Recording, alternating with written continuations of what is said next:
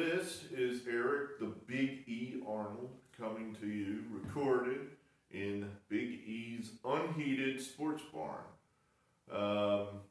My wife bought me some giant space heater, which frankly I think is just going to be pointless because it is just a huge space, and I just don't believe it. I just don't believe the thing's going to be effective, but we're pressed for time here, so we didn't bother to hook the thing up. We'll hook it up at some point. But it is, let's see, 12:30 a.m. on Wednesday, January 8th. For all of you that checked out my initial videos, which I posted, yesterday, thank you so much. Thank you for your feedback. Apparently it's, people seem to have liked them. Thank you. Hoping that, we make some more. I mean, what I'm really hoping is we pick some damn winners. Because the production value of Big E in the sports barn, that's all well and good. But this, 1 win, 2 losses, is what's going to drive the thing. I mean, let's face it. If this is a losing record, you don't care if I produce these things in CBS's studio in Manhattan. If this is a winning record, I can transmit them to you via carrier pigeon and you'd be cool with that. So we got to get some winners. We'll do it at some point. I don't know, maybe. I just said that. I have no idea if we will or not. I think we will. I hope we will. We're going to work like hell to do it. At any rate, so what's on the docket for this evening? We have old business. Let's rehash what we picked yesterday. I'm going to have a bit of a mention here of the Red Sox and the foibles they now find themselves in. And then on to new business, which is probably what you degenerate gamblers want to hear, is who we're picking for tomorrow night. So old business, our inaugural picks were Toledo, loser. I believe the final was 84-77. I think the score was tied at halftime. It was nip and tuck there in the second half, and then with about 8 minutes to go, Kent State hit 3-3-3, giving me an L. Thank you.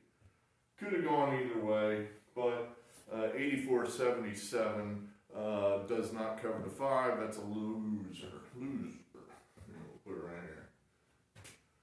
84, well here, I'll put 84 that way. 77, loser. Virginia.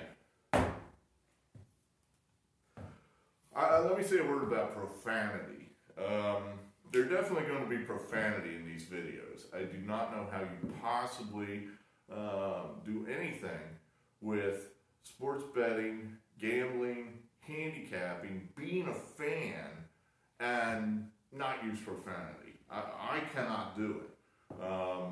I spent a lot of time in my work life in the trucking industry. We just basically use curse words as means of expressing ourselves. We all did. That's the way it was. So profanity is going to be used. I don't apologize for it. I'll try to keep it to somewhat of a minimum, and then sometimes I just won't. But goddamn Virginia, one of you always reminds me out there that I hate Virginia because I applied to that school when I was in high school and they rejected me. And I always forget that. It's like, you hate Virginia. I'm like, I hate Virginia. Why do I hate Virginia? Oh, that's right, they rejected me. I basically have forgotten all about it just because I had such a good time at Ohio State. Virginia probably did me a favor.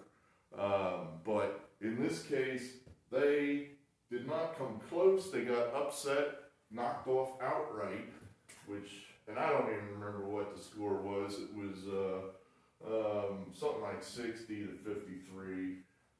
That's a guess. I don't know. It doesn't really matter. I mean, it wasn't close. Virginia was 9-point favorite. They come up with the big L. I fall for the trap once again. here's the cheese, Eric, here's the cheese. Virginia's good, get the cheese, snap. You know? So maybe next time we'll somehow avoid losing with Virginia. And lastly, TCU, they managed to get it done. I watched that game, very good game, exciting, back and forth. TCU, I'm not convinced they're a great team. I'm not convinced they're coached all that well. They had 3 ridiculous turnovers in the last 90 seconds to give Kansas State a chance. The TCU kid tipped the ball in with 2 seconds to go for the winner. 57-59, or what was it, 59. The 57, that's a winner, so that's my only winner, thank Christ. So 1 win, 2 losses, what can you do? Let's get some more games on the board, do better tomorrow. Red Sox, I wanted to make a mention of this. I don't know if you have been following it, but there's a major cheating scandal going on in Major League Baseball at the moment. The Houston Astros have basically been convicted. The evidence that's on the internet already is so damning, they should basically suspend the manager for a minimum of a year, and probably some of the players too.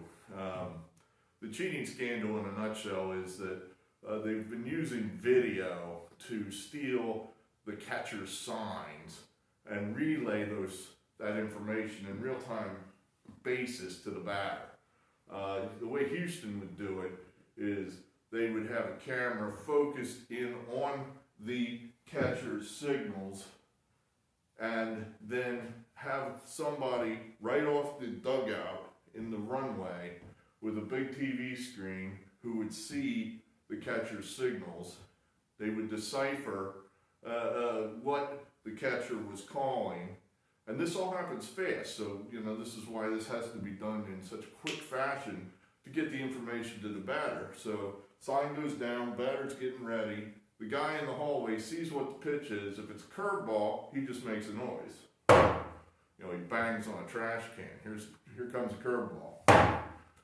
So you could hear this on the videos. I mean, here's the guy getting ready, and sure enough, here's a curveball, and bang. You'd hear it while the pitcher's in his set motion. He's come set, bang, and sure enough, it'd be a curveball. I mean, there are videos of that all over the internet.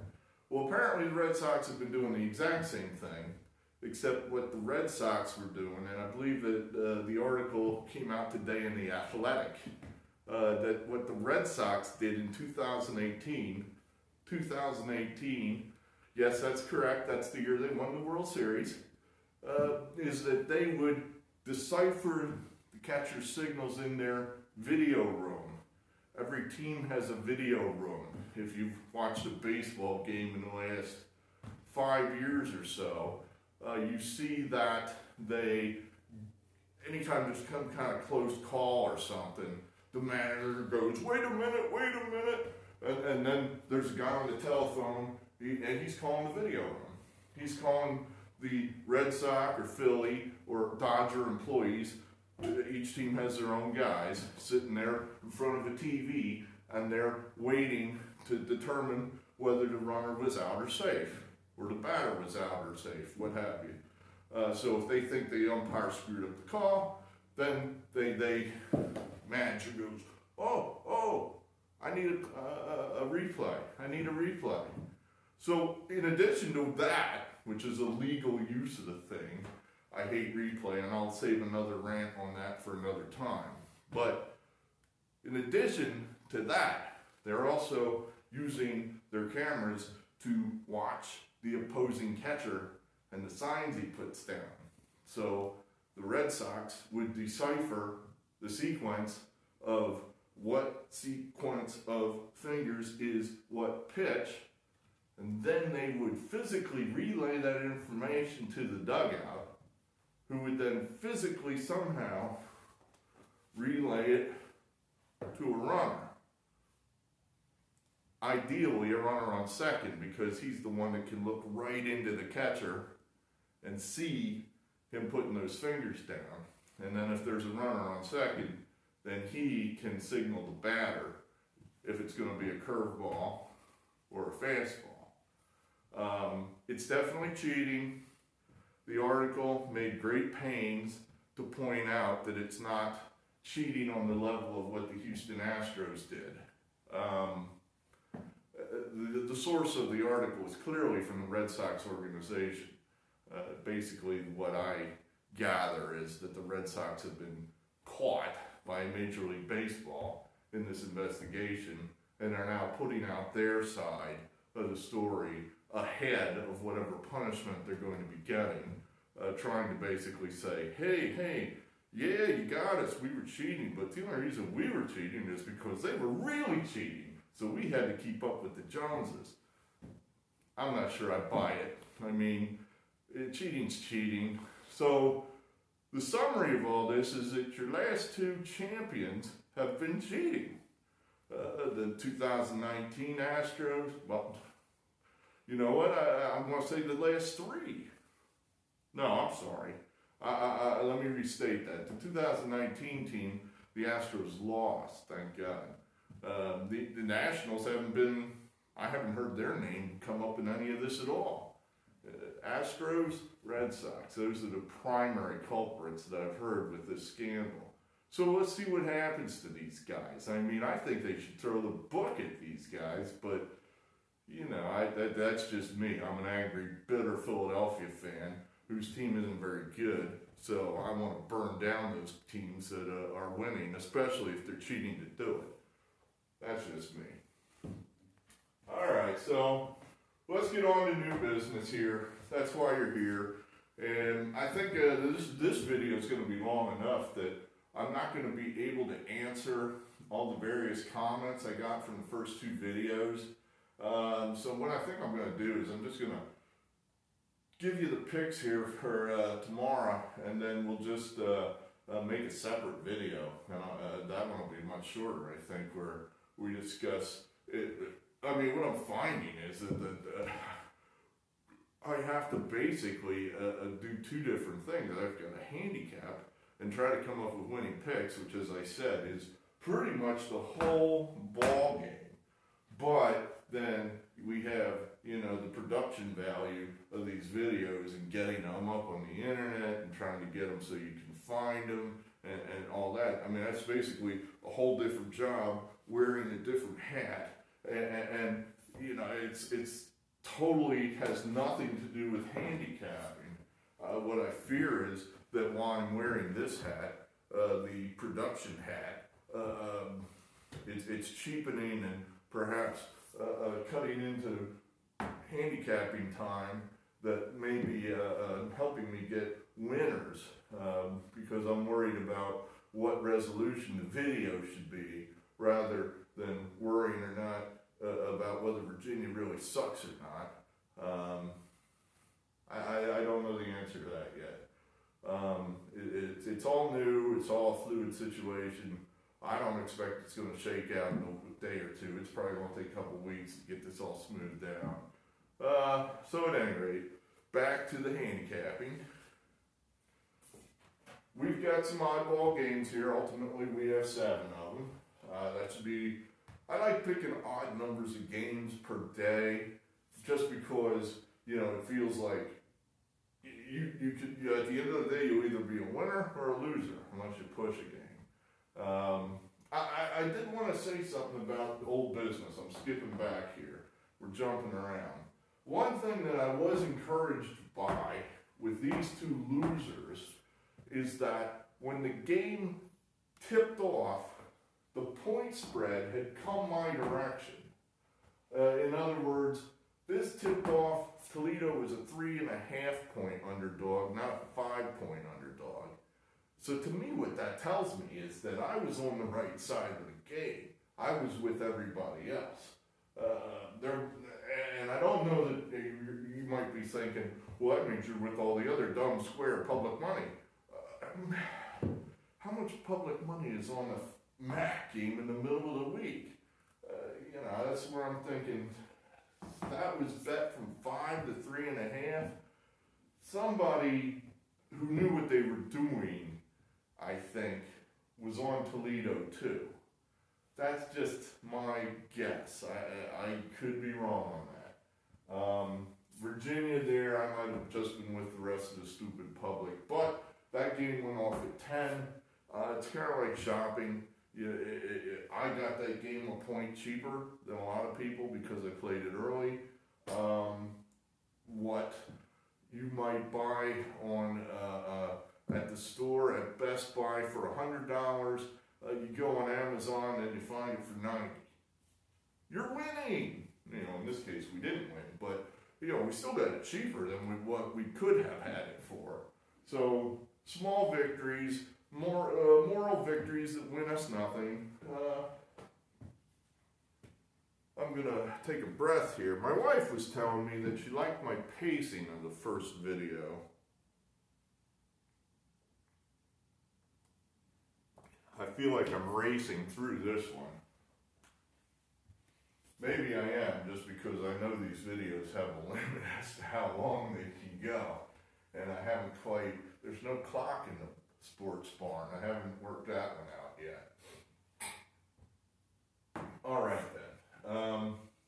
Here's an oddball game to kick it off.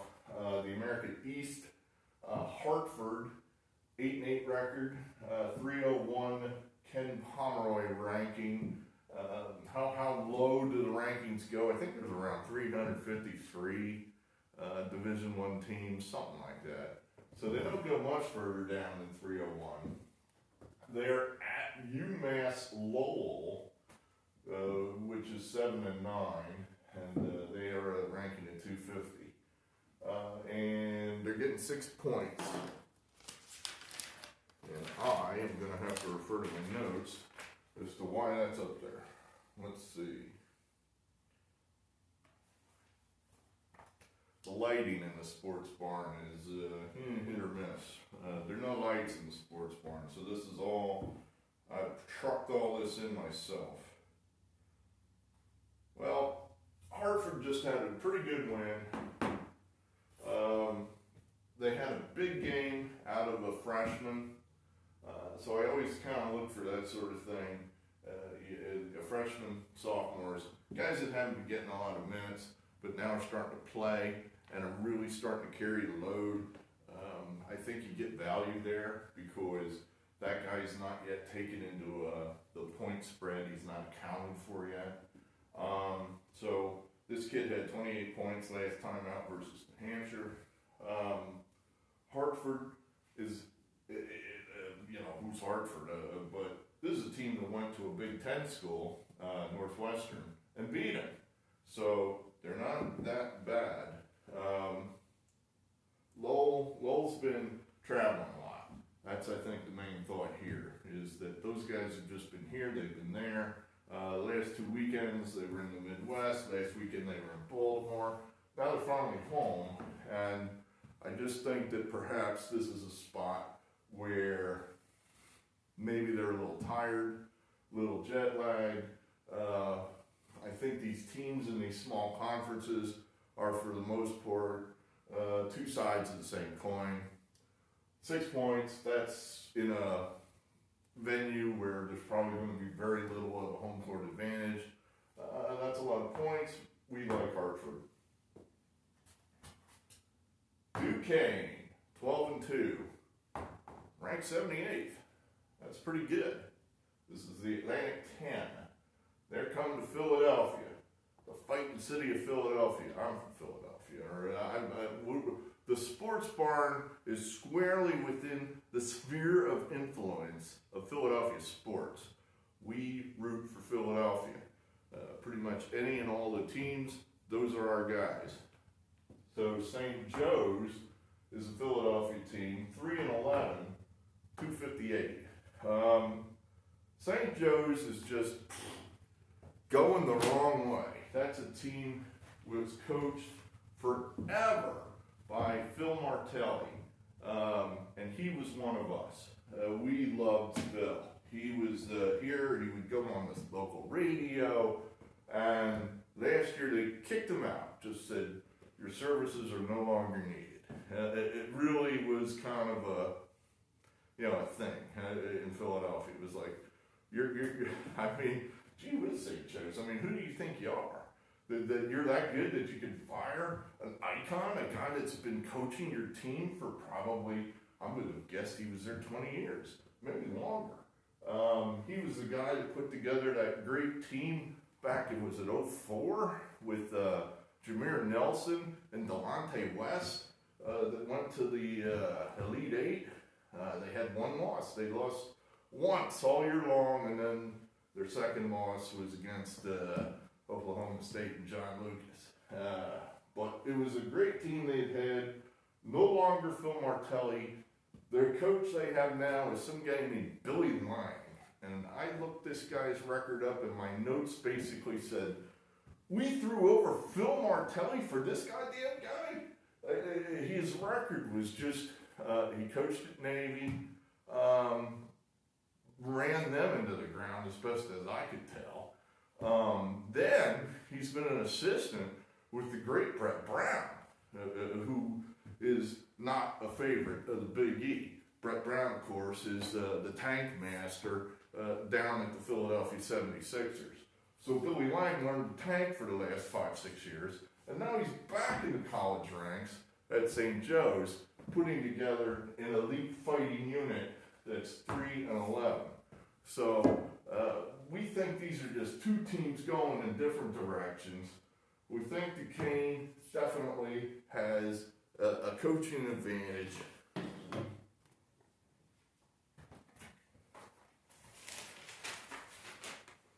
My notes are on 2 different pages. St. Joe's just had a big game with Dayton. Dayton's the cream of the A-10. They came into Philadelphia. St. Joe's, for a half, gave them all they wanted. The game was tied at half, and then Dayton just kind of pulled away. So I'm thinking that must have taken something out of St. Joe's. I mean, you're coming... Duquesne is not Dayton, but they ain't that far off. So I think you're probably looking at a worn-out St. Joe's team. Duquesne, I think, is much the class here. It's not going to be a sellout because the people down in Philly have just bailed on St. Joe's. They know it's a lost cause. So Duquesne is a play here. We're not marking these down, are we? We should be. Let's do this. Hartford, 2 stars for them. Duquesne, 2 stars for them. All right. Number 3, Winthrop. Winthrop, not a bad team there, 8-7, 139, not terrible. 11-point favorites against High Point, another 3-11 team. If you want to know where we're at here with High Point, compare High Point, they're 342. St. Joe's is 3-11, and they're 258. So High Point, that's one of the worst teams in the country. Now, here's something interesting that you probably don't know. High Point is coached by Tubby Smith. You remember this guy? He was the coach at Kentucky. I believe he won it all with Kentucky. That was about, 25 years ago. And he's systematically moving to the exit of college basketball ever since. He's been at countless locations since then, getting fired in each place. And I would imagine High Point's the end of the line. So we're not real impressed with the work that Tubby's done. I'm sure he's a great guy and a good humanitarian, but we think that the coach at Winthrop is superior.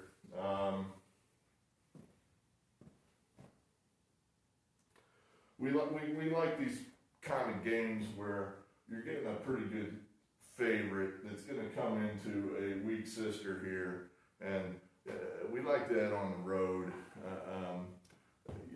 You don't really want the big favorite going into, how to say this, a middle of the road team, a team that has something to play for, a team that is somewhat close to the good team. I'll give you an example. I'm not a very good golfer. I'm not a very good golfer at all. I play with one of my buddies, let's call, I don't know, let's just call him Pete. I play with Pete. Pete's a little better than I am. Well, when I play with Pete, I usually play pretty good because I'm just a little worse than he is. So he brings my game up and I play a little better.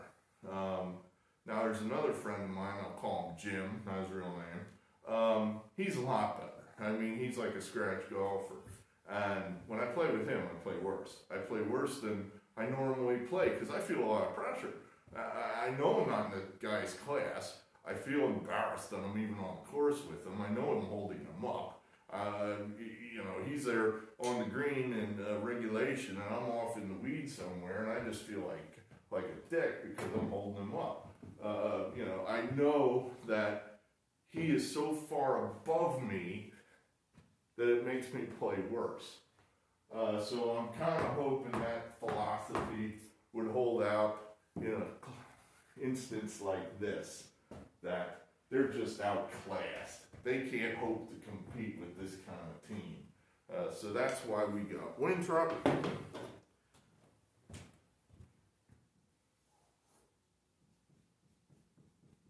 2 stars.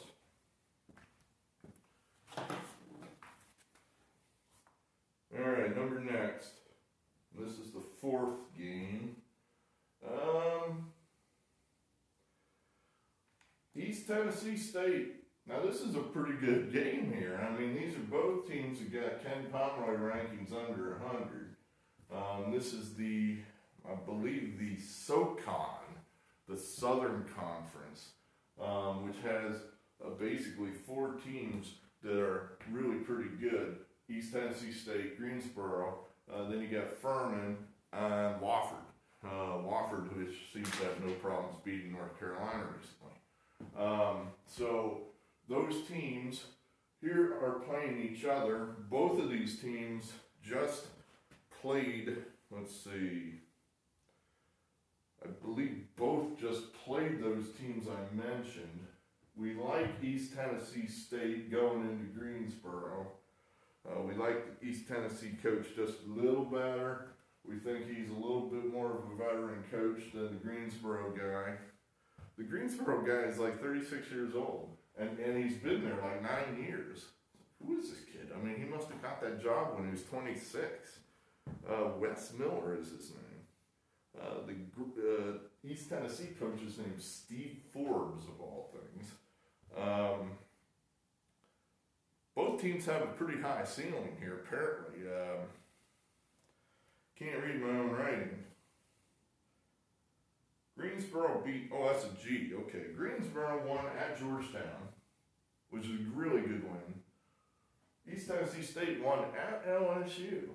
So I would say their best win is just a little better than Greensboro's. Greensboro in their shootout with, I think it was Wofford. It went to double overtime. I don't think Greensboro played a heck of a lot of defense. I think that's kind of what we're looking at here. I don't think Greensboro is really in a defensive rhythm at the moment. I think that East Tennessee is going to be able to score on them. East Tennessee has been beaten by these guys a couple times, so I think maybe they could just be looking past them a little bit. We like East Tennessee State here.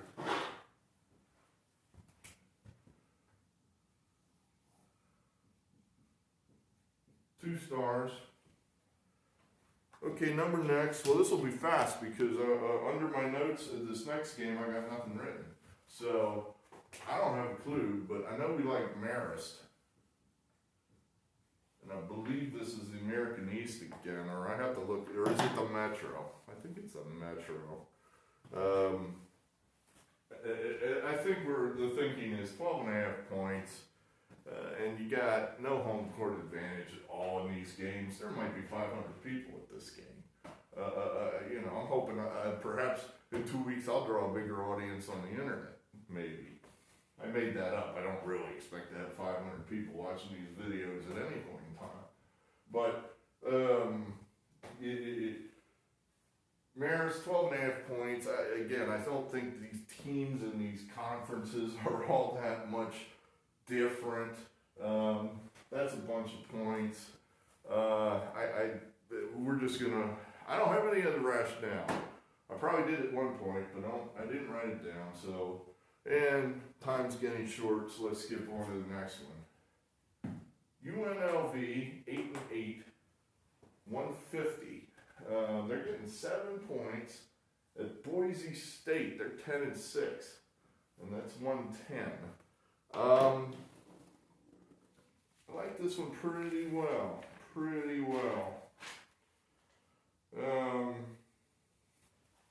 This is a team, I believe it's won 4 in a row, UNLV. And they are coached by a guy named T.J. Otzelberger. He is a guy that's an up-and-coming coach. He was at South Dakota, I believe, for a couple of years, and won a number of games there, made the tournament at least once. This is his first year at UNLV. He had a long home stretch there around the holidays out in Las Vegas. They won 4 in a row. They're really starting to play good ball. They're not in a super conference, and Boise State, they're just kind of so.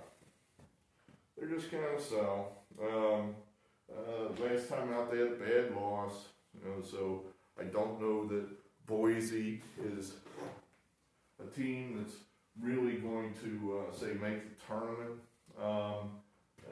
They're not going to generate a huge crowd in this Wednesday night affair. We like UNLV. I almost want to put 3 stars on it, but at the moment I don't think anything is worth 3 stars because, well, until I start putting some W's on the board, I just have no faith in what I'm doing. But I like that one pretty well. And then the last one here, I'm just throwing this one up there basically to get 7, an odd number on the board. San Diego State, I believe, is the last undefeated team in the country at 15-0. Despite that fact, they're only ranked 15th by Ken Pomeroy. I guess he doesn't think much of San Diego State in their schedule. They are 17.5-point favorites at Wyoming. Now, look, Wyoming sucks. They don't always suck, but right now they do. That's a team that's going the wrong way. Their coach is overmatched, I think. 5-11. They have a good home court advantage there, largely because of the altitude. They're not going to have any body in the stands, but teams generally do not play that well in Wyoming because of the altitude, I assume. I think that'll be lessened somewhat because San Diego State is a Mountain West team, so this is not their first rodeo at altitude. We don't like, I have to say it that way.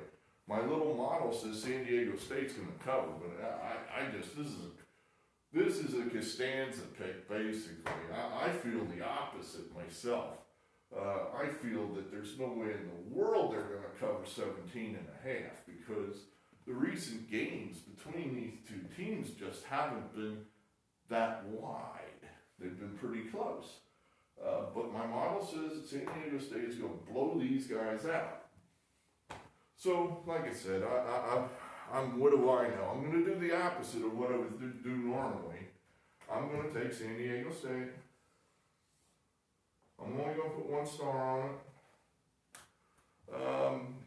What you're hoping there is that Wyoming is just such a bad team that San Diego gets up maybe 15-20 on them in halftime and they just quit. That Wyoming just dribbles the ball off their feet and jacks up wild threes and leading to easy runouts and dunks, and next thing you know, these guys are up 20, 25 points. Could happen. Bad teams do that sometimes. They just quit. So we'll see. All right, well, that's what we got here then for this Wednesday evening, or I guess Wednesday morning. I'm not even sure what time it is right now at the moment. This video may have even cut off. So I'm going to shut it off here. Good morning, Eric Arnold speaking. See you later.